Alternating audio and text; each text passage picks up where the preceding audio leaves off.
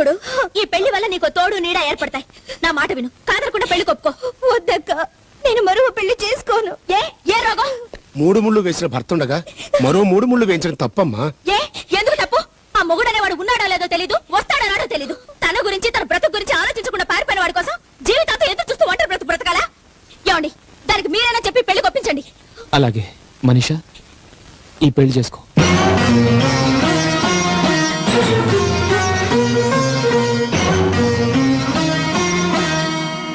వద్దులే, చేసుకోవద్దు. ఎందుకు చేసుకోవద్దు?